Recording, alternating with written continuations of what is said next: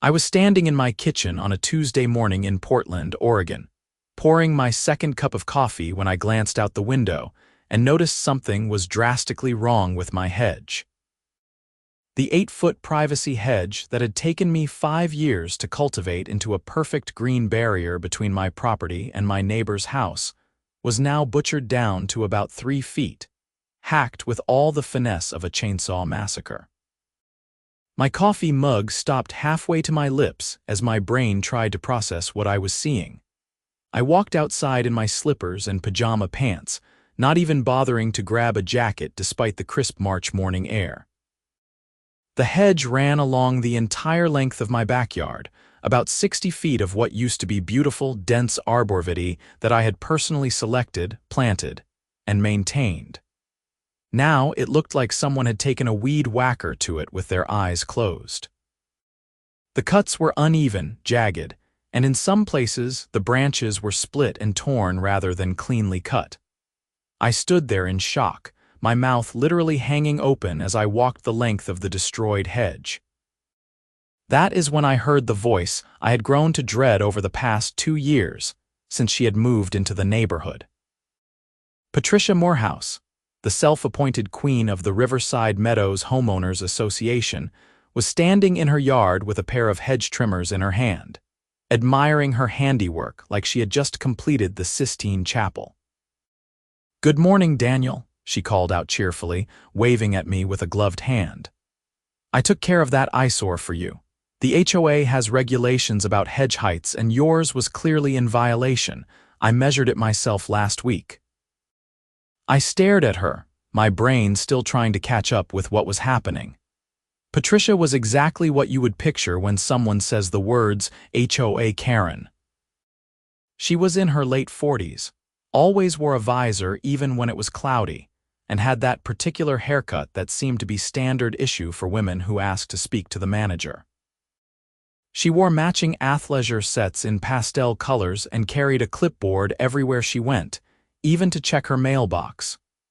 "You cut my hedge," I said slowly, each word deliberate as I tried to maintain my composure. "I trimmed it to regulation height," she corrected, as if there was a meaningful distinction. "According to the HOA bylaws, Section 7, Paragraph 3, no hedge, fence, or barrier can exceed 6 feet in height. Yours was at least 8 feet, possibly more. I have photographs and measurements." "This is my property," I said, my voice rising despite my efforts to stay calm. "You came onto my property without my permission and destroyed my hedge." Patricia's smile faltered slightly, but she recovered quickly, clutching her clipboard to her chest like a shield. "As the HOA president, I have the authority to enforce community standards. You received a violation notice 3 weeks ago. Since you failed to remedy the situation, I took the necessary action." "I never received any violation notice," I said, which was the truth. I checked my mail religiously, and I had not received anything from the HOA in months. "Well, I sent it," she said with a dismissive wave. "Perhaps you should check your mail more carefully. Regardless, the violation has been corrected, and you should receive an invoice for the labor within the next few days. The HOA charges $75 per hour for enforcement actions."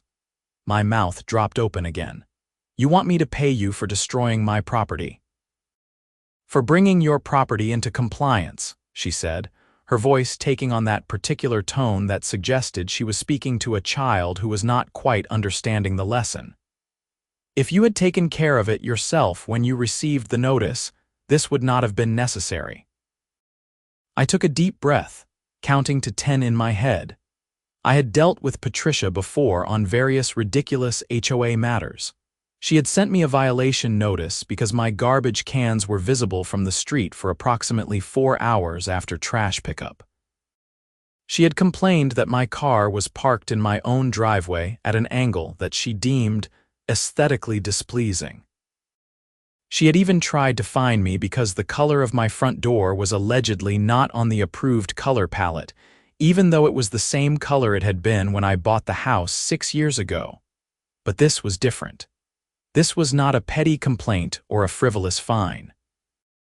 This was actual property damage, Those arborvitae had cost me nearly $3,000 when I had planted them. I had spent countless hours nurturing them, trimming them properly, and ensuring they grew in healthy and thick. They provided privacy from Patricia's constantly prying eyes and created a beautiful green backdrop for my yard. And now they were ruined. "Patricia," I said, working hard to keep my voice level, "you committed criminal trespass and property damage. You had no right to come onto my property and touch my hedge, regardless of any HOA rules." She laughed, actually laughed, like I had told her a funny joke. "The HOA has the right to maintain community standards, Daniel. It is in the covenant you signed when you purchased your home. If you have a problem with it, you can bring it up at the next board meeting. We meet the first Thursday of every month at 7 p.m. in the community center." She turned and walked back toward her house, leaving me standing there in my pajamas, staring at the destroyed hedge. I pulled out my phone and started taking photographs from every angle, documenting the damage. I took close-up shots of the jagged cuts, the split branches, and the uneven height. I took wide shots showing the entire length of the hedge. I even took a video, narrating what I was seeing and including a timestamp. Then I went inside, got dressed, and did what any reasonable person would do in 2026.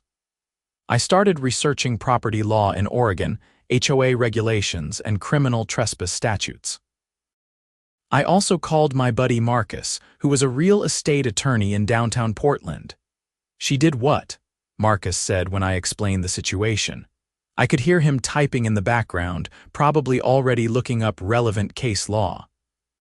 "Just came onto my property and hacked my hedge down to 3 feet, I repeated.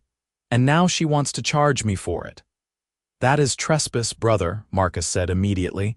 "HOA or not, she cannot just enter your property and destroy things. The HOA has to follow due process, which means proper notice, opportunity to cure, and if you do not comply, they have to take you to court. They cannot just take matters into their own hands like some kind of landscaping vigilante." "She claims she sent me a violation notice 3 weeks ago," I said, "but I never received anything." "Do you have any proof you did not receive it?" Marcus asked. "I mean, how do you prove you did not receive something?" I asked, frustrated. "I check my mail every day." "I did not get anything from the HOA." "Okay, here is what we are going to do," Marcus said, and I could hear the lawyer voice kicking in. "First, you are going to send her a formal letter, certified mail, documenting the damage and demanding compensation. Get estimates from at least 3 professional landscaping companies for the cost to replace or repair the hedge. Include the cost of the plants, the labor, and the loss of privacy and enjoyment of your property. Also, send her a bill for the trespass." "Can I actually do that?" I asked, already feeling slightly better now that I had a plan. "Absolutely," Marcus said. "Property trespass is a civil wrong. You can demand compensation for it, and if she refuses to pay, you can take her to small claims court. Oregon small claims goes up to $10,000, so depending on how much the damage is, you should be able to handle it there without needing to hire me at my exorbitant hourly rate." I spent the rest of that day getting estimates. I called every landscaping company in the Portland area that had decent reviews. The first company, Green Thumb Landscapes, sent someone out that afternoon. The guy, whose name was Roberto, walked the length of the hedge, took measurements, examined the damage, and shook his head sadly. "This is bad," he said, crouching down to look at one of the split branches. "These cuts are terrible. Whoever did this did not know what they were doing. Arborvitae do not respond well to this kind of severe cutting, especially not in early March when they are just starting their growing season. You see how they cut below the green growth here? That is all dead wood. Nothing is going to grow back from that." "So what are my options?" I asked, dreading the answer. Roberto stood up and brushed off his hands. "Honestly, you are probably looking at replacement. You could try to let them recover, but it is going to take years and they are never going to look like they did. These trees were what, 5 or 6 years old?" "5 years," I confirmed. "I planted them when I first moved in." He nodded sympathetically. Yeah, you are not getting that time back. If you want privacy and aesthetics, replacement is your best bet. For 60 feet of 8-foot arborvitae installed and guaranteed, you are looking at about $7,000. I felt my stomach drop, but I thanked him and asked him to send me a written estimate. The second company, Pacific Northwest Landscaping, quoted me $7,500.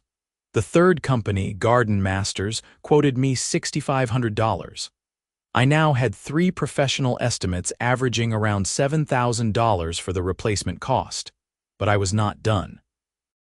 I also researched the cost of property trespass in Oregon. While there was not a fixed fee schedule, I found several small claims cases where property owners had successfully recovered damages for unauthorized entry onto their property. The amounts varied, but I decided to charge Patricia $500 for the trespass itself, separate from the property damage. I drafted a formal invoice on my computer, making it look as professional as possible. I itemized everything clearly. Replacement of destroyed arborvitae hedge based on average of 3 professional estimates was $7,000. Compensation for unauthorized trespass onto private property was $500. Loss of privacy and enjoyment of property pending hedge replacement was $1,000. The total came to $8,500. I printed out 3 copies of the invoice, along with all 3 landscaping estimates, photographs of the damage, and a formal demand letter that Marcus had helped me draft. I packaged everything up and sent it certified mail, return receipt requested, to Patricia Morehouse. I also sent copies to the HOA board, which consisted of Patricia as president, a guy named Donald Chen as vice president, and a woman named Margaret Sullivan as secretary. Then I waited. The certified mail receipt came back signed 3 days later. Patricia had received the package. I gave her a week to respond, as I had stated in the demand letter. That week passed with no response. Then another week passed. I was starting to think she was just going to ignore me when I received a letter from the HOA. It was not an apology or an offer to settle. It was another violation notice. This one informed me that my hedge was now in violation for being improperly maintained and aesthetically unpleasing. It stated that I had 14 days to restore the hedge to an acceptable condition or remove it entirely. And at the bottom, there was a separate notice informing me that I owed the HOA $75 for Patricia's time in correcting my previous violation. I could not believe what I was reading. Not only was she refusing to pay for the damage she had caused, but she was doubling down and trying to fine me for the results of her own actions. And she wanted me to pay her for destroying my property. I called Marcus immediately. "She is escalating," I told him, reading the letter over the phone. Marcus sighed. "These HOA board members, man, they get a tiny bit of power and they think they are untouchable. Okay, here is what is going to happen. You are going to file in small claims court. Do not wait any longer. File the claim for the full amount plus court costs. At this point, we need to document that you are taking this seriously and that she cannot just bully you into submission." The Multnomah County Small Claims Court had an online filing system, which made things relatively easy. I filed a claim against Patricia Morehouse individually, not the HOA, for $8,500 plus court costs. The filing fee was $110. In the claim description, I laid out the facts clearly and without emotion. The defendant entered my property without permission on the morning of March 11, 2026, and destroyed my privacy hedge. The destruction was photographed and documented. 3 professional landscaping companies provided estimates for replacement. The defendant was provided with a demand letter and given reasonable time to respond, but has refused to provide compensation and has instead attempted to fine me for her own actions. The court processed my filing within a few days and scheduled a hearing for 6 weeks out on April 30, 2026. Patricia would be served with the court summons by the county sheriff. I found myself looking forward to that moment more than I probably should have. In the meantime, I decided to do some digging into the HOA itself. I pulled up the covenants, conditions, and restrictions which were on file with the county. I read through all 47 pages of dense legal language. Section 7, paragraph 3, which Patricia had cited, did indeed state that fences, hedges, and barriers shall not exceed 6 feet in height without prior written approval from the HOA board. However, Section 12, paragraph 1 stated that the HOA board must provide written notice of any violation to the homeowner via certified mail, and the homeowner shall have 30 days to cure the violation before any enforcement action may be taken.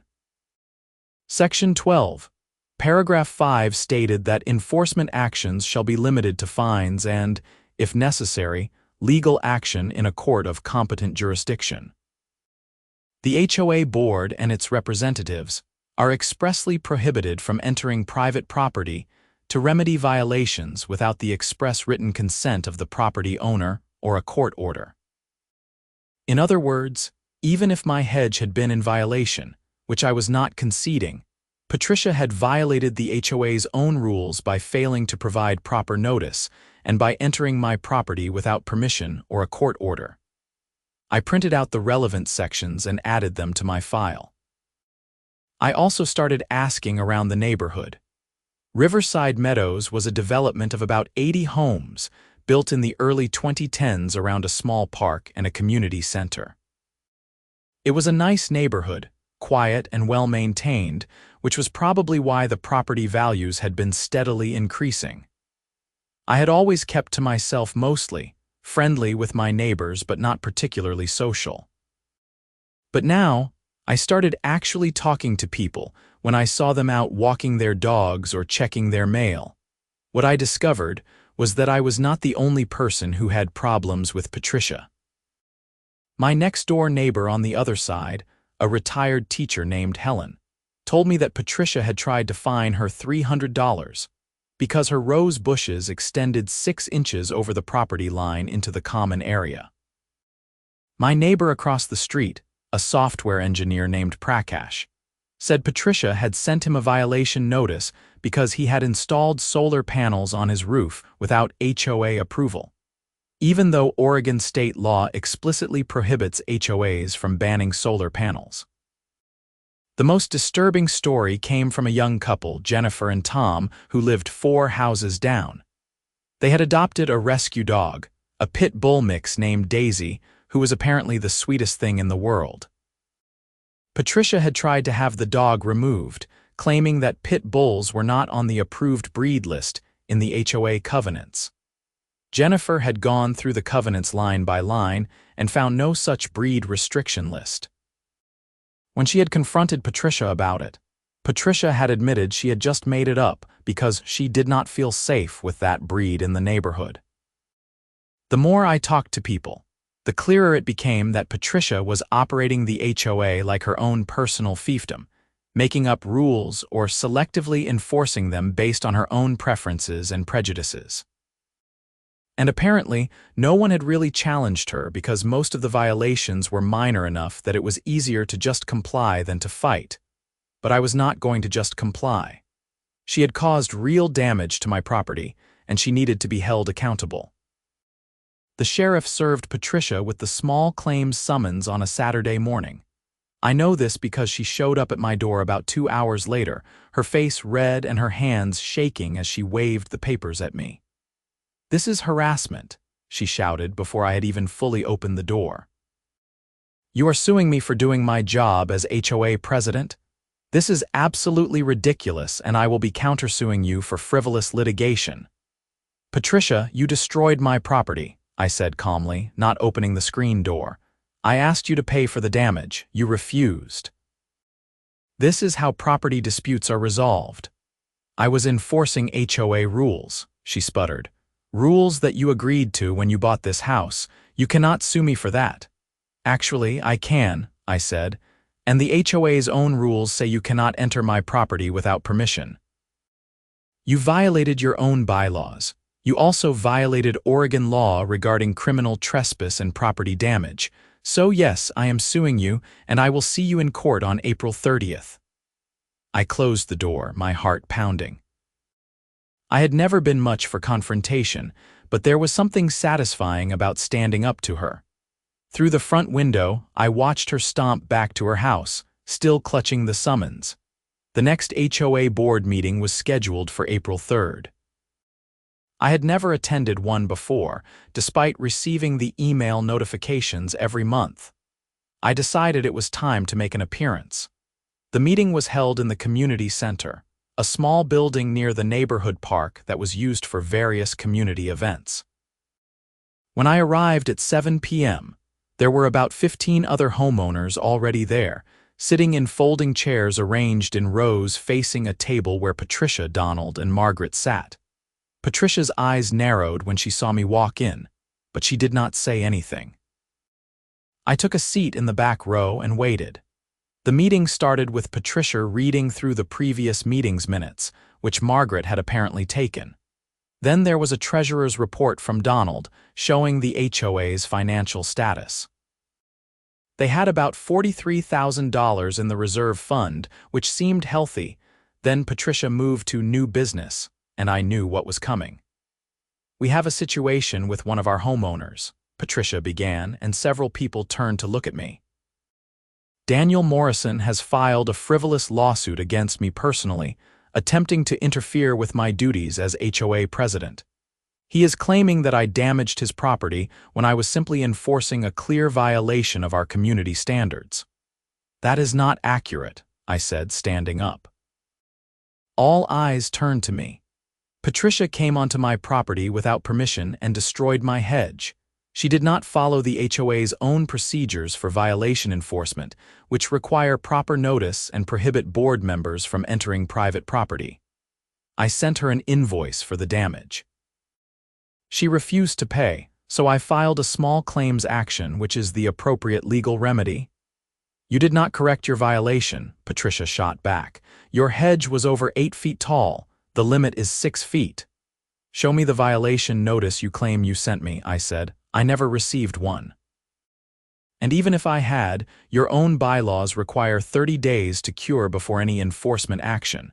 You cannot just take a chainsaw to someone's property because you feel like it."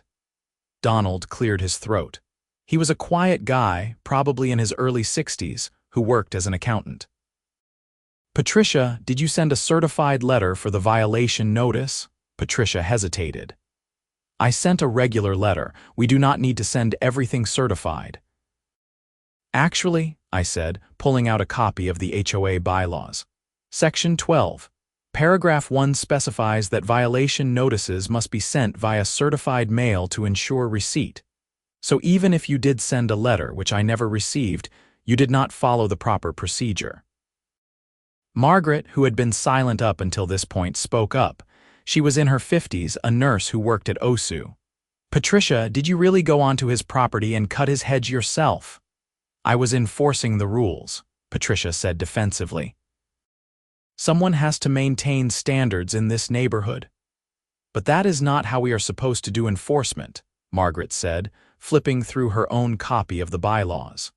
"It says right here that we can issue fines and take legal action if necessary, but we cannot enter people's property."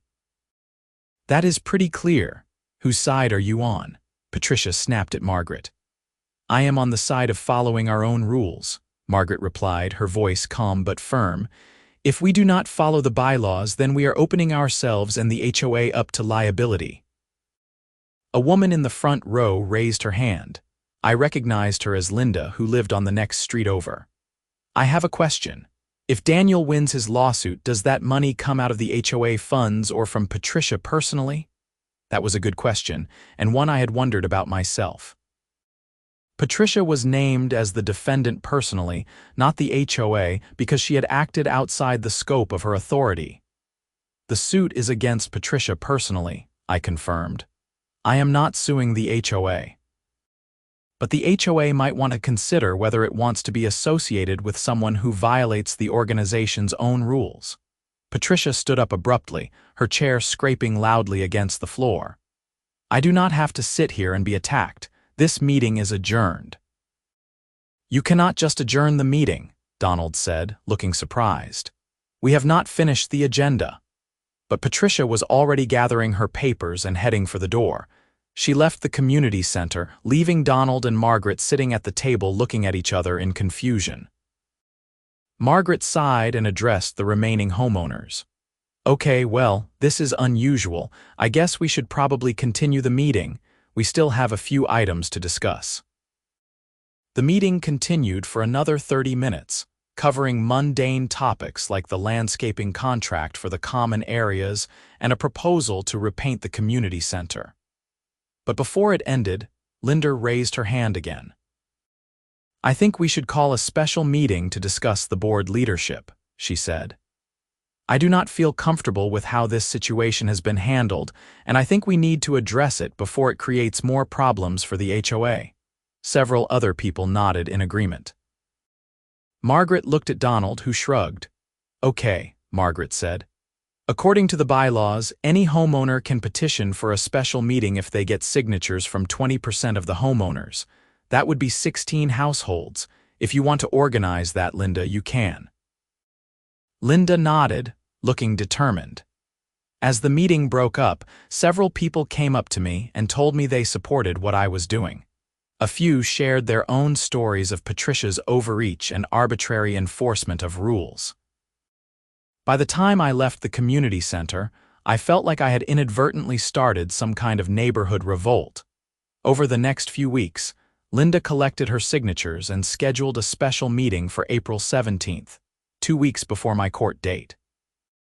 The purpose of the meeting was to discuss board composition and leadership. It was pretty clear what that meant. In the meantime, I decided to actually do something about my destroyed hedge. I was not going to spend $7,000 to replace it until the lawsuit was resolved, but I could not just leave it looking like a war zone. I bought some privacy screening at Home Depot, the kind made of heavy-duty fabric stretched on frames, and installed it temporarily along the property line. It was not pretty, but it provided some privacy and made the point that the hedge was no longer functional. Patricia apparently hated this. She sent me an email, copying the entire HOA board, stating that the privacy screening was not in keeping with the aesthetic standards of the community, and that I needed to remove it immediately. I responded, also copying the board, that the screening was a temporary measure necessitated by the destruction of my permanent hedge, and that it would be removed once the hedge was replaced, which would happen as soon as she paid the damages she owed me. The special meeting on April 17th was packed. At least 40 homeowners showed up, which was apparently unprecedented for an HOA meeting. The community center was standing room only. Linda had done her homework and prepared a presentation outlining various incidents of what she called overreach and improper enforcement by Patricia over the past 2 years. She had documented cases, including mine, where Patricia had violated the HOA's own procedures or made up rules that did not exist in the bylaws. Patricia tried to defend herself, arguing that she was just trying to maintain property values and keep the neighborhood looking nice. But she was getting increasingly flustered as person after person stood up to share their experiences. Prakash talked about the solar panel issue. Jennifer talked about the made-up breed restriction. Helen talked about the roses. A man named George talked about how Patricia had threatened to fine him because his teenage son had left a skateboard on their front porch, claiming it was outdoor storage of recreational equipment, which was prohibited. By the end of the meeting, it was clear that Patricia had lost the confidence of the neighborhood. A motion was made to remove her as HOA president and replace her with Margaret as interim president until the next regular election. The motion passed with only 3 dissenting votes, one of which I assumed was Patricia's own. Patricia stood up, her face purple with rage. "You cannot do this to me. I have worked tirelessly for this community. I have sacrificed my time and energy to keep this neighborhood beautiful. And this is how you repay me. By stabbing me in the back because one person," she pointed at me, "wants to break the rules." Patricia, you broke the rules, Margaret said gently. You have not been following the bylaws, that is the problem. Fine, Patricia spat. You all deserve what you get. I am done with this neighborhood. She stormed out for the second time in 2 weeks. After she left, Margaret formally accepted the role of interim president. One of her first acts was to make a motion, which was seconded and passed unanimously, that the HOA would not pay for any legal defense or judgments related to Patricia's personal lawsuit, as she had been acting outside the scope of her authority. That was good news for me. The court date arrived on April 30th. I showed up at the Multnomah County Courthouse at 8:30 in the morning with my folder full of evidence, estimates, photographs, and bylaws. Marcus had helped me prepare a simple but clear presentation of my case. I was nervous but felt prepared. Patricia arrived at 9 a.m., just as they were starting to call cases. She had a lawyer with her, which surprised me. Small claims court usually did not involve lawyers, but they were allowed. The lawyer was a young guy, probably fresh out of law school, who looked like he did not really want to be there. When our case was called, we both approached the bench. The judge was a woman in her 60s with gray hair and reading glasses perched on her nose. She looked over the file briefly and then addressed us. "This is a property damage case," she asked. "Yes, Your Honor," I said. "The defendant came onto my property without permission and destroyed my hedge. I am seeking damages for the cost of replacement plus compensation for the trespass." The judge turned to Patricia. "And you are the defendant. Do you dispute that you cut the plaintiff's hedge?" Patricia's lawyer started to speak, but Patricia interrupted him. "I was enforcing HOA rules, Your Honor. He was in violation. His hedge was too tall." "That is not what I asked," the judge said patiently. "Did you or did you not cut his hedge?" "I trimmed it to regulation height," Patricia said. Without the plaintiff's permission, Patricia hesitated. "I am the HOA president. I have the authority." The judge looked at Patricia's lawyer. "Counselor, are you arguing that the defendant had a legal right to enter the plaintiff's property and destroy his hedge?" The lawyer cleared his throat uncomfortably. "Your Honor, we believe that the HOA covenants give the HOA board certain enforcement powers." "Do those powers include physically entering private property and damaging it?" the judge asked. "The covenants give the board the right to maintain community standards," the lawyer said, but he sounded uncertain. The judge turned to me. "Do you have a copy of these covenants?" I handed her my copy with the relevant sections highlighted. She read them carefully, taking her time. "Section 12, paragraph 5, she read aloud, expressly prohibits the HOA from entering private property without permission or a court order. That seems pretty clear." "Do you have a court order, Miss Morehouse?" "No, but, and did the plaintiff give you permission to enter his property?" "No, but I sent him a violation notice," "which I never received," I interjected, "and which, according to the bylaws, was supposed to be sent certified mail." "There is no proof that any notice was sent, and even if it was, I had 30 days to cure the violation before any enforcement could happen." The judge nodded. "Do you have any evidence that you sent a certified letter?" Patricia looked at her lawyer, who shook his head. "We do not have a certified mail receipt, Your Honor." "Okay," the judge said, sitting back. "Let me be clear about what happened here. The defendant, without proper notice, without following her own organization's procedures, and without permission, entered the plaintiff's property and destroyed his hedge. Then she attempted to charge him for it. Is that an accurate summary?" "Your Honor, she was trying to maintain community standards," the lawyer tried again. "Community standards do not override property rights or the law," the judge said firmly. "Miss Morehouse, what you did was trespass and property damage. The fact that you are an HOA president does not give you the right to take the law into your own hands. If you believed the plaintiff was in violation, you should have followed your own procedures, which would have meant proper notice, time to cure, and if necessary, a lawsuit. Instead, you took matters into your own hands, and that is not acceptable." She turned to me. "What damages are you seeking?" I handed her the 3 landscaping estimates. $7,000 for replacement of the hedge based on these three professional estimates. $500 for the trespass, and $1,000 for loss of privacy and enjoyment of my property. The judge reviewed the estimates. These seem reasonable and consistent. The photographs show significant damage that appears to require full replacement. She looked at Patricia. Do you have any evidence disputing these estimates or suggesting that the damage was less severe? Patricia's lawyer whispered something to her, and she shook her head. Very well, the judge said. I find in favor of the plaintiff. The defendant is ordered to pay $7,000 for replacement of the hedge, $500 for trespass, and I am going to award $1,000 for loss of use and enjoyment of property. That is a total of $8,500.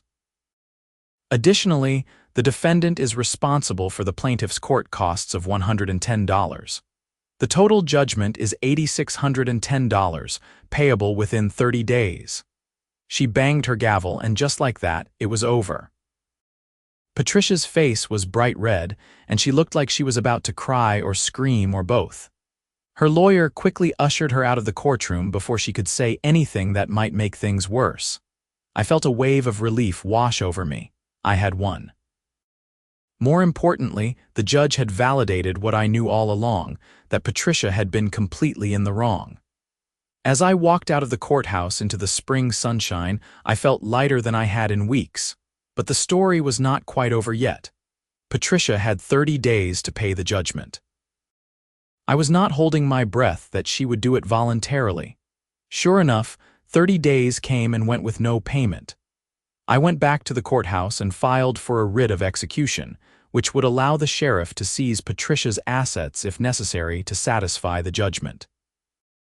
The process took a few more weeks, but eventually, Patricia's bank account was garnished for the full amount of the judgment. I know this because she sent me a furious email, threatening to sue me for ruining her life and destroying her reputation. I forwarded the email to Marcus, who advised me to not respond and to save it in case we needed evidence of harassment later. With the judgment paid, I finally had the money to replace the hedge. I hired Green Thumb Landscapes, the company that had given me the first estimate. Roberto and his crew came out in early June and removed the destroyed hedge entirely, then planted new 8-foot arborvitae along the property line. They looked beautiful, and while they would take a few years to fill in completely, they already provided decent privacy. The HOA held its regular election in June, and Margaret was officially elected as president. She ran unopposed. One of her first acts as president was to propose a revision to the enforcement procedures, making it absolutely clear that the HOA could not enter private property under any circumstances without permission or a court order. The revision passed unanimously. Patricia, meanwhile, put her house on the market in July. I heard through the neighborhood grapevine that she was moving to a different part of Portland, somewhere without an HOA. I could not help but appreciate the irony. On the day the moving truck showed up at her house, I was outside watering my new hedge. She saw me and just glared, not saying a word. I gave her a friendly wave. She got in her car and drove away, and that was the last I ever saw of Patricia Morehouse. The new neighbors who moved into her house were a young family with 2 kids and a golden retriever. They introduced themselves the day they moved in, and the husband asked me about the hedge. The previous owner mentioned something about an HOA dispute, he said carefully. I laughed and gave him the short version of the story. His wife's eyes got wider with each detail. That is insane, she said. We were worried about the HOA when we bought the house, but the new president, Margaret, seems really reasonable. She is, I assured them. Things are much better now. And they were. Margaret ran the HOA the way it was supposed to be run, following the bylaws, providing proper notice, and treating homeowners with respect. Violation notices became rare and were only sent for actual issues that affected the community. The neighborhood settled into a comfortable normalcy. As for me, I learned an important lesson about standing up for yourself. For a long time, I had been the kind of person who avoided conflict, who would just go along to get along. But when Patricia destroyed my hedge, something in me snapped. I realized that sometimes you have to fight back, especially when someone is clearly in the wrong. And by fighting back, I had not only recovered my own damages, but had also helped free the entire neighborhood from an abusive HOA president. The hedge grew in beautifully over the following months. By the time autumn rolled around, the arborvitae were already starting to fill in, their branches spreading to create the privacy barrier I had always wanted. Every time I looked at them, I felt a sense of satisfaction. They were not just a hedge anymore. They were a reminder that property rights matter, that HOA boards are not above the law, and that sometimes the little guy can win against the petty tyrant with a clipboard. Life in Riverside Meadows returned to peaceful normalcy. The HOA functioned smoothly under Margaret's leadership. People stopped dreading violation notices in their mailboxes. And I went back to my quiet life, working my job as a software developer remotely from my home office, which had a nice view of my backyard and my beautiful hedge. There was one final postscript to the whole saga. About a year after the court case, I received a letter forwarded from Patricia's new address. I almost threw it away without opening it, assuming it was more harassment, but curiosity got the better of me. Inside was a handwritten note on plain white paper. "Daniel," it read, "I owe you an apology. I have spent the past year in therapy working through some issues, and I have come to realize that I was using the HOA as a way to control things when I felt like my life was out of control. My husband left me 2 years ago, and I threw myself into the HOA role as a distraction. I took it too far and I hurt people, including you. What I did to your hedge was wrong. I should never have entered your property, and I should never have damaged your plants.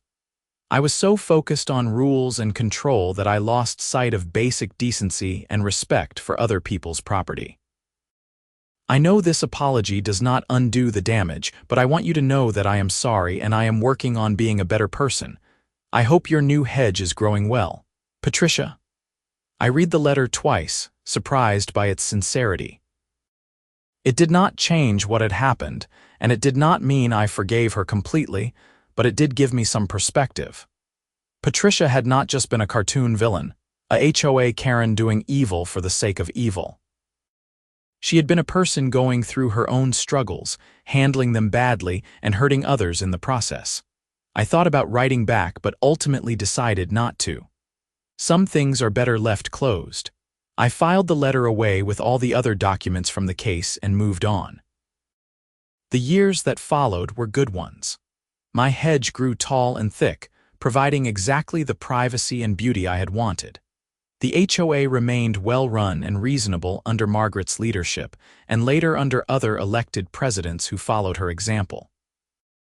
Housing values in Riverside Meadows continued to rise, not because of strict enforcement of petty rules, but because it was a nice place to live with reasonable people and a real sense of community.